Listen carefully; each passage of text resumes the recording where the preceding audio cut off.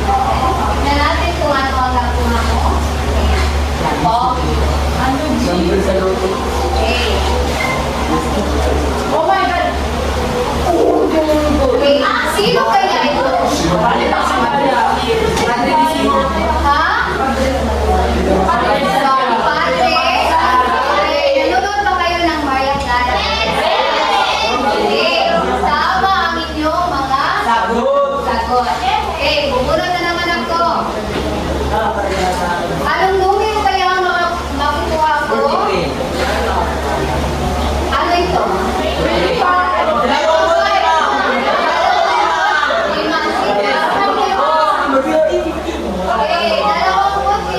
Pari ka na kumuha ng mga QR code din. Okay?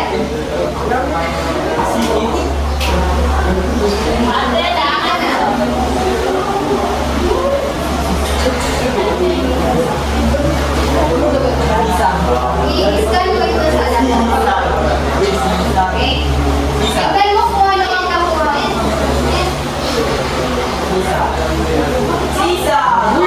Sino ito? Ha? Sisa. Ngayon, pupunod na naman ako. Dalawa na lang ang nakitira. Okay.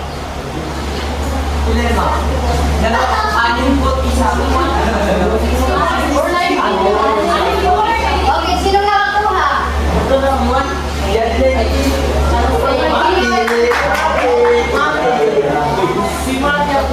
Huwag na ulitin yung nakuha. Okay, tignan natin kung sino naman yung mga karakter ang lalim. Tignan natin.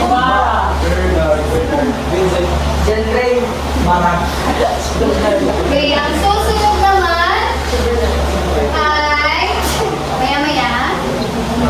Okay. Anong numero ito? Apat. Ikaw ang apat? Okay, kumuha ka na ng sa akin.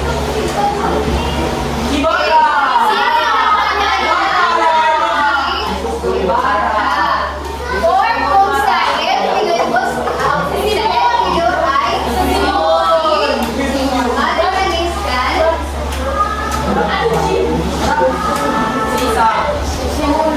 Okay, kita natin kung sino yung taguan na.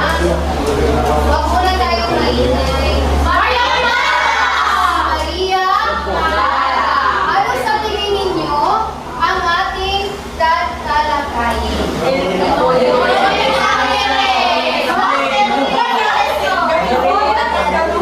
Ano sa tingin ninyo ang ating tatalakayin? Okay, konektado sa El Filibusterismo kung saan dadako tayo sa kabanata lahat. Kabanata kung saan ito ay tinatawag na Salos. Okay. Pero bago yan, mayroon muna tayong gawain. Ano na ba pala sa ating gawain? Wala, hindi ko narinig. Ano na ba? Okay, narito ang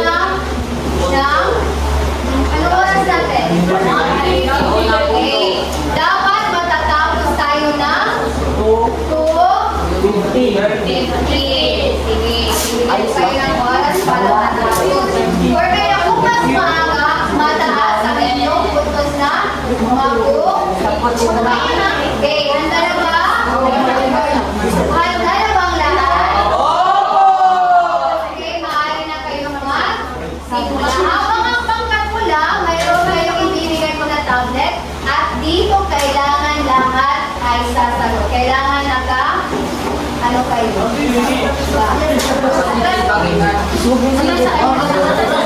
Okay, tahimik ka kasi mabawasan mo ang inyong mga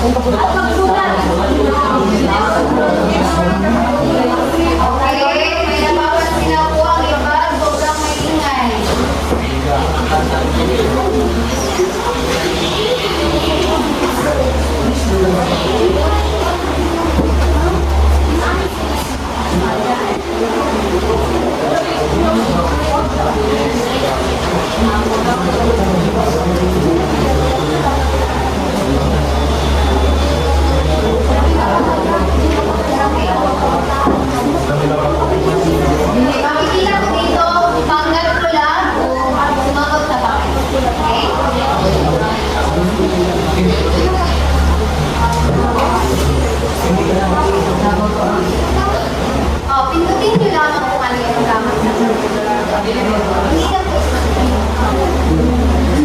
kailangan lahat ng kasabi ay nakatingin sa tablet. Kaya lahat ay nakakasagot. Pwede nyo ipasa-pasa ito.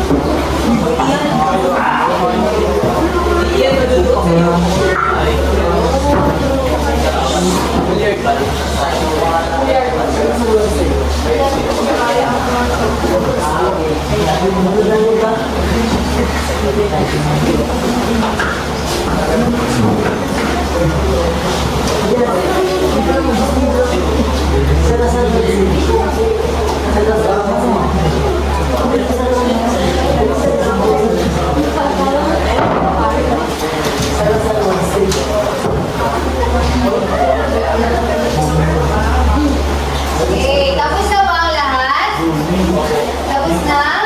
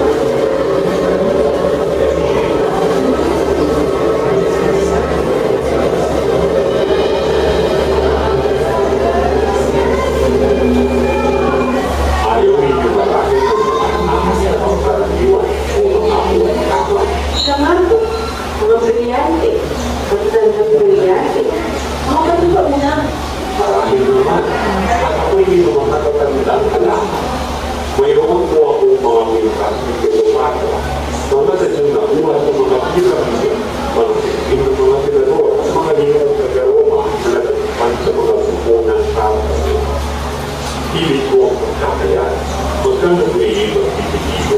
Nagkabot ang ulo sa kanyang talo na hindi malaman ang gagawin. Naiibigan ko ang agos nito. Tatanggapin ba nito sa daan? Di madami. Ngunit habang paano sa kanyang talo, nagtanong niya ang kaya ng pagkakalakilang ng lupa at tamang lalaking nagmamayari ng lupa ang lupain. Nagkakawanan ng dalawa sa kanyang talo, tinutag ang dalawa na pagtungo sa kanyang bibig. Wakas ay natagpuan ko rin ang aking hinahanap.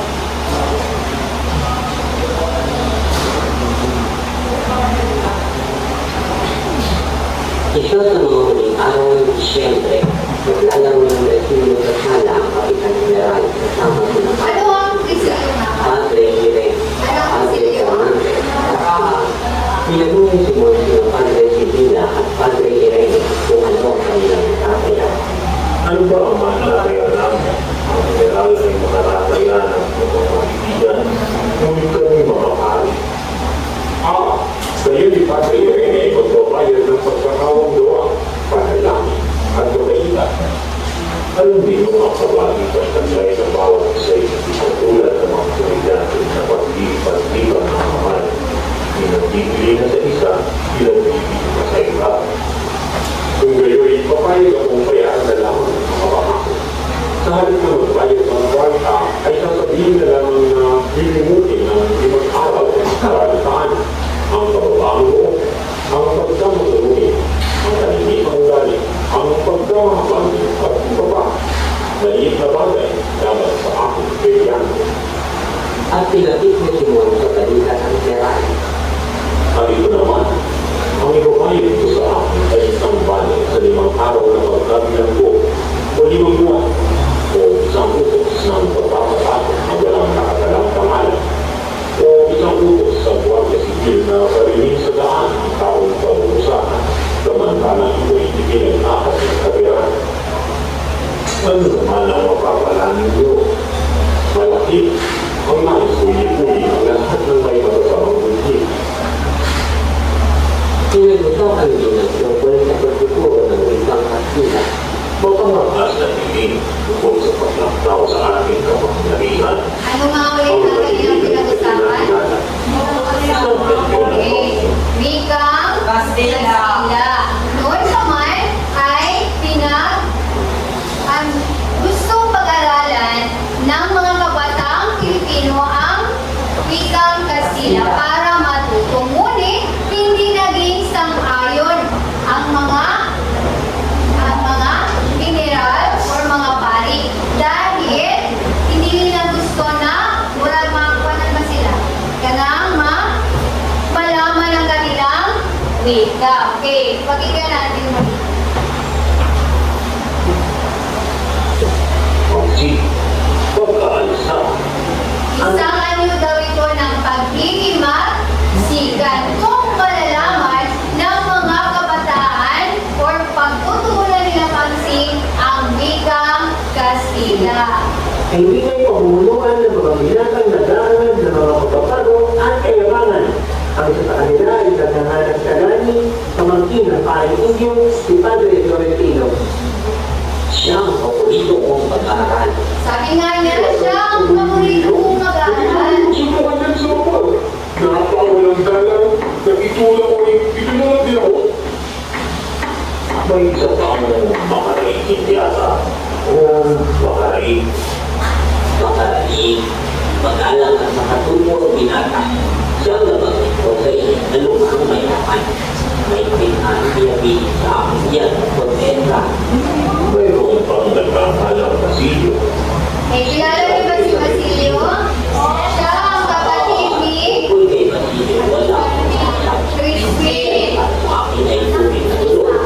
Hindi ko makagawa ng pinag-isipan sa sinasabi. Sayang ko wala si Padre San upang magpakita sa akin ng tungkol sa pinagsulat. Sila ang narinig ko at ang musmus ay nagkaroon na ng usatin na pagpagpagpag sa sipin.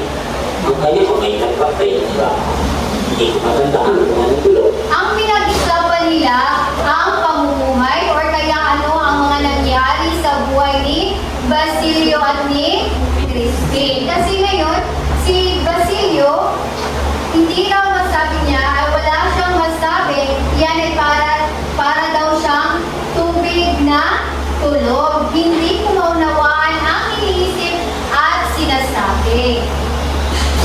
Kakapigil ka na. Di ba naman hindi ako pakalandian? Ngunit, General, ang kalilingan nila ay makatuwiran at wala tayong karapatang buong sinilin dahil lamang sa mga sabi-sabi. Talaga ito'y dapat itong ayunan ng pamahalaan upang ipangarap ang ating pagtitiwala sa kanila at di nakatibayan ang ating pagiging matatag. May kalayaan gawin muli ang kahintulog at makikita mo nagmamadali ang mga pinagbigyan, kaya ating silang papantayan. Aking General, narito ang anak na babae ni Kabetang Tales at nagmamakahong alayain na ang kanyang input. Okay. Narito ang anak na babae ni Kabisang Tales at nagmamakawang palayain na ang kanyang ingkong na itinakip sa halip ng kanyang ama. Sa halip ng kanyang ama. Hindi mo pwede ka lang ayunan ng pagkahilig. Ito itong araw na ito ng kanyang pagtungo nito. Kawawa mong bata. Siya, masulakin ang panitin ng isang puto sa piniyento ng Guwapo Civil ng palayain ng matanda. Hindi na nilang sasara sa bigyan ng pagkakawa sa kawain. Napansin ito ng profesor at tinignan si Placido na parang sinasabi, Isa sa mga naging talakayan nila habang nagtitipon-tipon ang mga iniral at mga pare. Isa na rito ang hindi pagpayag sa pag-aaral ng wikang Kastila. Okay. Naging hindi sila pumayag sa mga gawain ng mga kabataan. Ngayon, tignan natin kung naintindihan nyo ba ang talakayan. Naintindihan nyo ba ang naging kabanata 12? Okay, naintindihan ba hindi? Naintindihan o hindi? Naintindihan! Okay, naintindihan. Kung magtatanong ako, makakasagot ba kayo? Maraming tinalakay na ito ninyo, di ba? Opo! Kasi, kabanatang lima kayo. Ngunit, sino nga ba si Kabisang Tales sa inyong pag-aaral? Mula sa kabanatang 4. Okay, sino si Kabisang Tales? Maaaring po kayo? Huwag kang mayan! Huwag kang maiyak. Walang magsasagaan pa. Sige na, maaaring po kayo. Huwag maiyak. Dahil lahat naman ng inyong mga sagot ay tama. Huwag kang mayan! Sino si Kabisang Tales? Base sa inyong mga napag-aralan. Okay, si Kabisang Tales ay isang kapitan. Okay, sa barangay nila. Ano pa? Ikaw, anong si Kabisang? Okay, si Kabisang Tales ay may anak siya na babae. Ang babae iyon ay pinagsamantalahan ng isang pastrik. So, kung sa inyong mga kabanata, darating din kayo sa kabanata na iyon kung ano ang gagawin ng isang pare sa kanyang anak. Kung saan, parang sumakit ang dibdib ni Kabisang Tales. Or may nangyari din na nakakaiba kay Kabisang Tales. Kaya, nagkasang-awa yung anak ni Kabisang Tales para lang mapalaya ang kanyang ama. Ang mga lupain, mga ari-arian ni Kabisang Tales, sinalakay natin ito kung saan kinuha ng isang pari or kaya may bagong nagmamay-ari na ito. Ngunit hindi ito ano ba nangyayari kapag ginawa ang isang bagay sa inyo?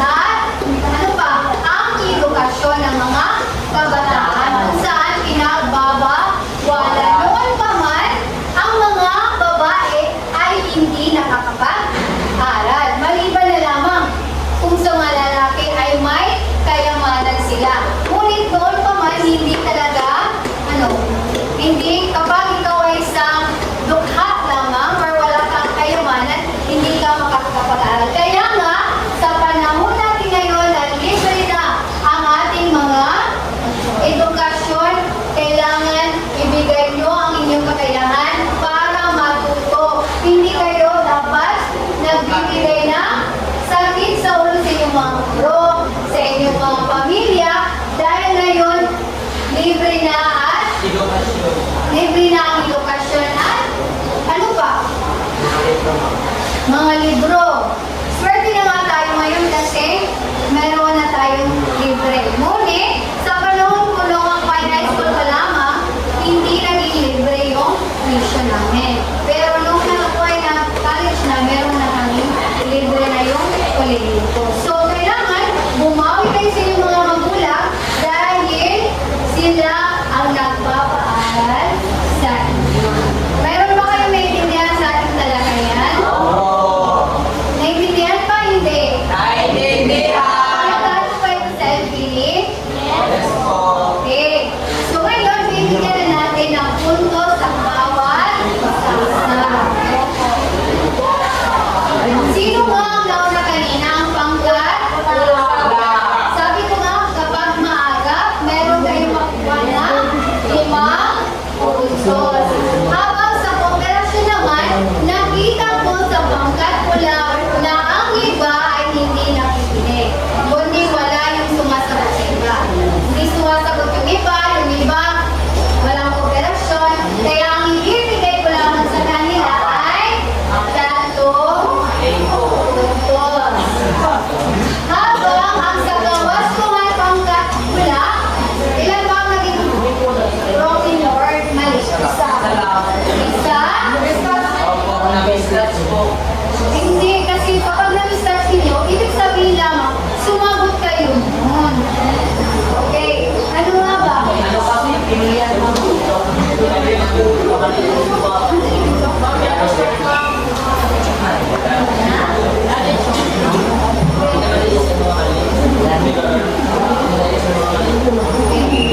At dahil meron silang 2 mali, ang ibibigay ko lamang ay 3 puntos. Silan ba lahat sa pangkat pula?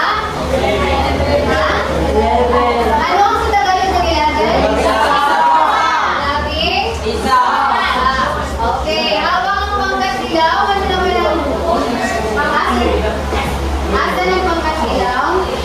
Okay, ngayon, sino ang magtatalakay sa inyo sa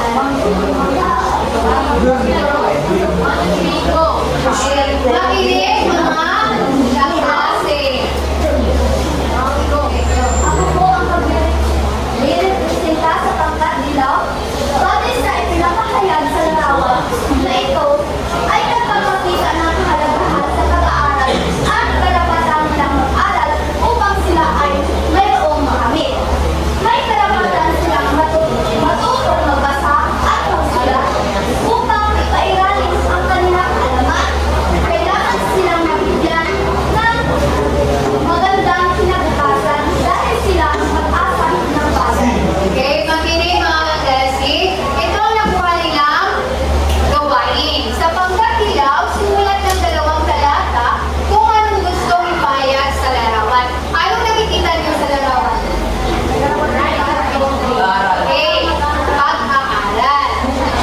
May karapatan silang matutong magbasa at magsulat upang pairalin ang kanilang kaalaman. Kailangan silang mabigyan ng magandang kinabukasan dahil sila ang pag-asa ng bayan. Tama. Dahil lahat tayo ay kailangan or may karapatang matuto at mag-aral. Okay? Ang ibibigay ko sa kanila, kayo ang ulit na sa pangkat dilaw, meron silang 3 puntos. Habang sa kooperasyon, nakita ko ang kooperasyon nila, 5 puntos.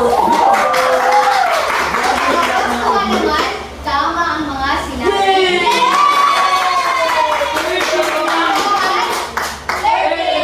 Ano sa Tagalog? Labing 3. Excuse me ano ang pagkaiba ng Pilipino at Tagalog?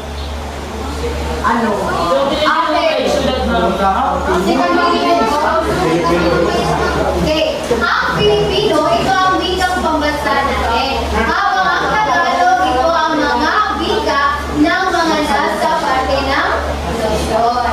Okay, ngayon naman sa pangkat asol tayo. Sino ang magtatalakay?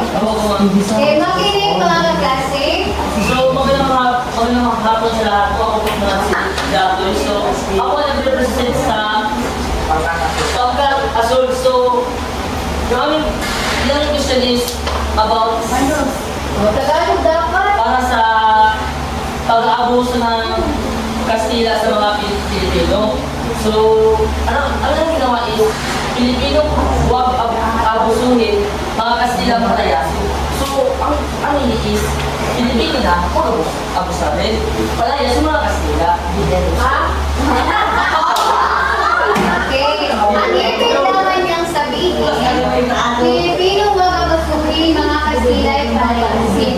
Noong panahon pa ng mga Kastila or panahon pa ng mga Pilipino, sa FC tayo magbabase ha, may mga nakasulat din doon kung paano inabuso ang mga Pilipino. At ang mga Kastila, ibig niyang sabihin, ay kailangan tayong maging malaya sa mga Kastila dahil sa pagmamalupit nila. Ngayon, bibigyan ko ng puntos ang pagkakaso. Pagiging maaga, 4 na puntos. Kooperasyon, 4 lamang na puntos kasi may mga iba na hindi nakipag-kooperasyon. Okay, habang sa kawas kumadamay, hindi masyadong naipakita ang kanilang mensahe sa kanilang sulat. So, bibigyan ko sila ng tatlong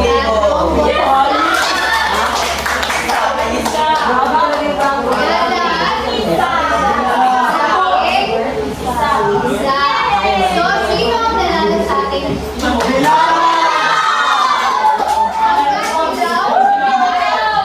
May reward para sa atin. Okay, palakpakan na natin kasi naging sa punto ito, dahil may natutunan na kayo, ating pagmasdan ng isang video kung saan ito ay mga panahon noon. At i-relate niyo ito sa panahon na ngayon. Narito, panuto, unaway mabuti ang video clip na ipapalabas pagkatapos sumulat ng talata at ihambing ang mga kapitong noon at ngayon. Kumuha kayo ng isang papel kung saan isusulat ninyo kung ito ba ay isusulat ninyo or ihambing ninyo ang noon at ngayon. Mga isyu noon sa lipunan. Ha? Okay. Kumuha ng papel at ang sumulat. Okay.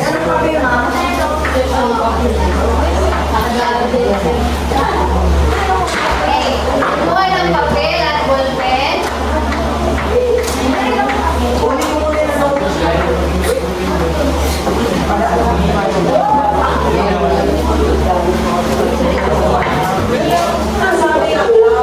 Okay. Tapos na ba?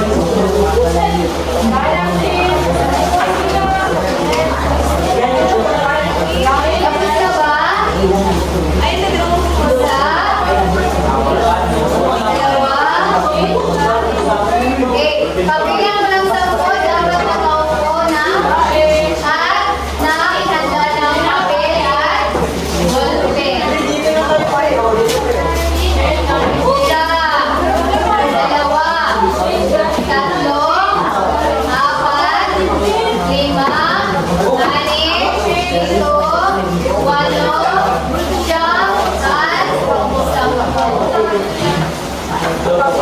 7. 8. 8. 9. at 10.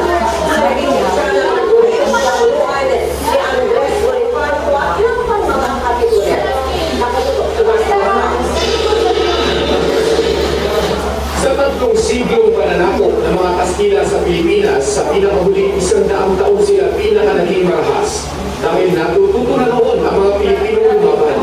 Wala kang concept of human rights mo. Kapag ikaw ay nagkende, basically, hindi ka na ituturing na tao. 1840, hindi nagustuhan ng mga praile ang paglago ng sariling relihiyon ni Hermanio Pule sa Southern Tagalog. Pagkabalik sa kanya sa plaza, pinaghati-hati yung katawan niya. At nung pinaghiway mo yung katawan niya, pinadala sa iba't ibang bahagi ng lalawigan upang makasundan sa mga tao. At ang paggarote sa 3 paring martir nag-umpulsa matapos mapagbitangan sa pagkikimutini dito rin sa Bagong Bayan, Orineta. Yung garote ay, ano yan, parang ang goal niya hindi para sa kanila, kundi para putulin yung spinal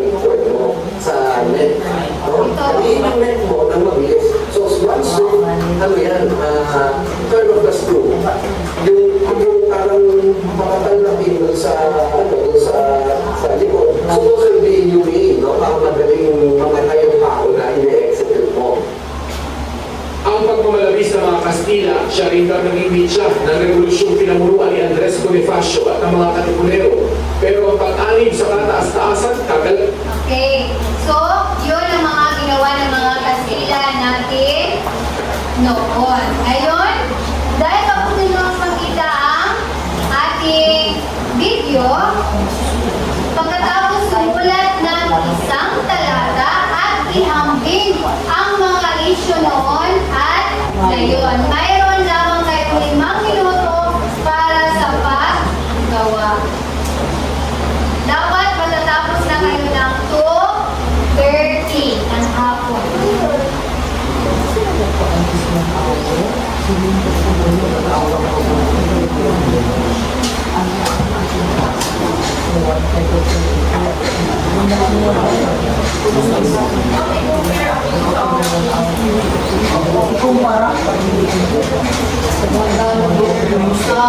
Ano i-compare dapat?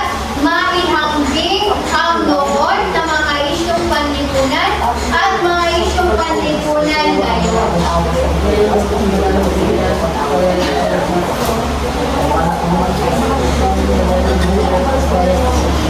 Okay, ang oras natin ay 2:26. Dapat matapos na kayo ng 2:30.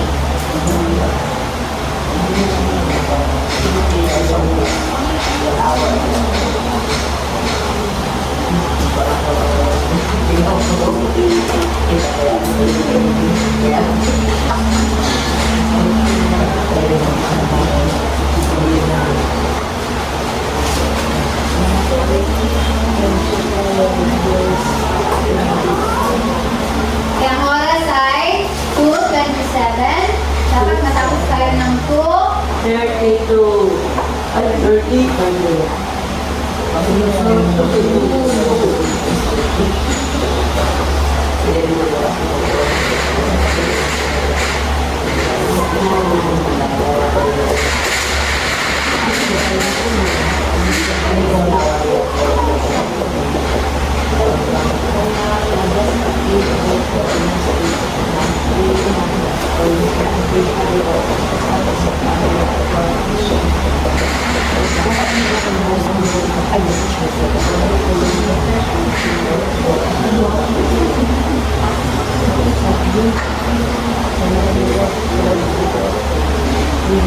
Ang oras natin ay ganoon pa rin. Hindi na bago. Okay, 2:28.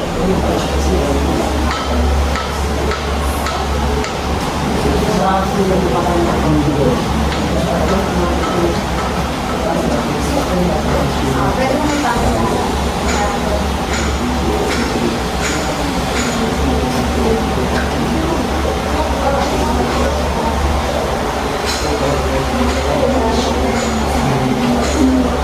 Ang oras natin ay 2:28. Meron na lang kayong 2 minuto.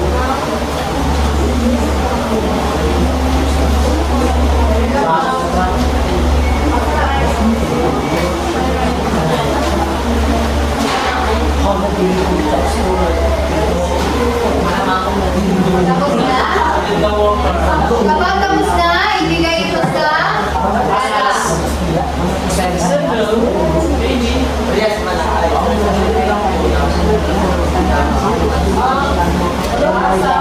Okay, pasa na. Isa. Dalawa. Ano bang kulinan ng nasa kanila?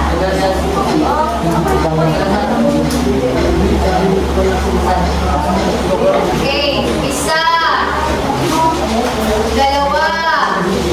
Dapat kayo pasa na yung sala. 3. 4. 5. 6. 7. 8. Hanggang sa kulang kung hindi mo na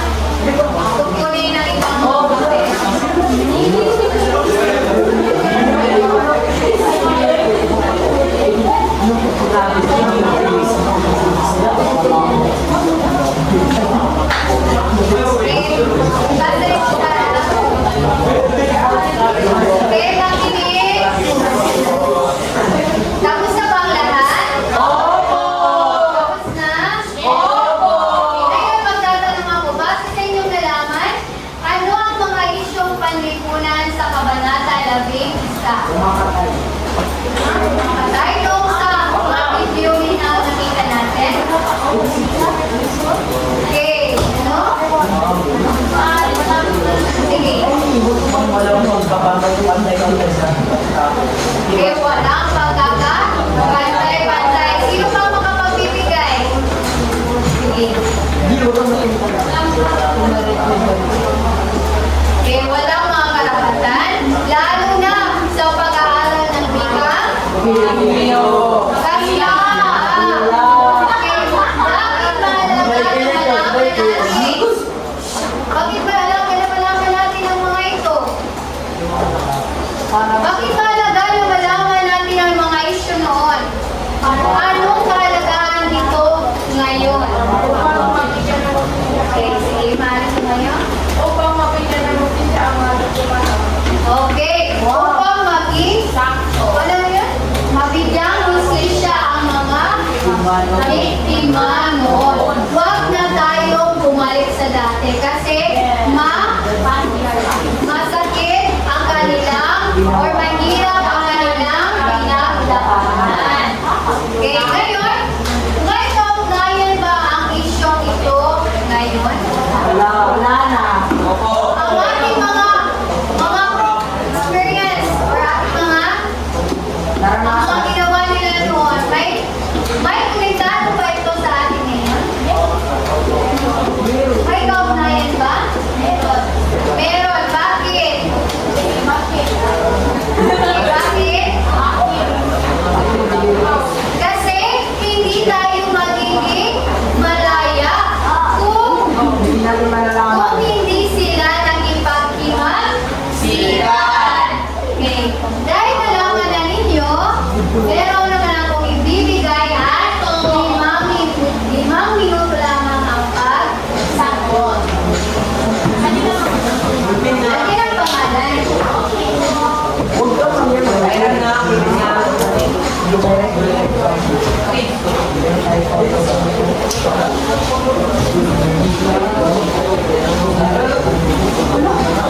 Kung may sobrang bibigay sa kanila.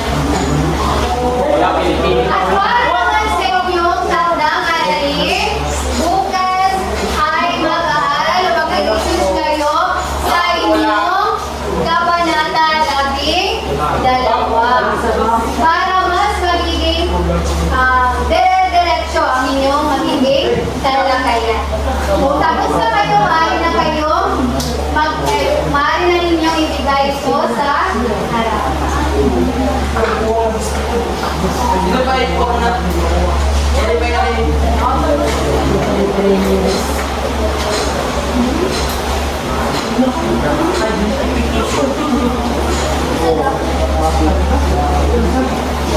Thank you.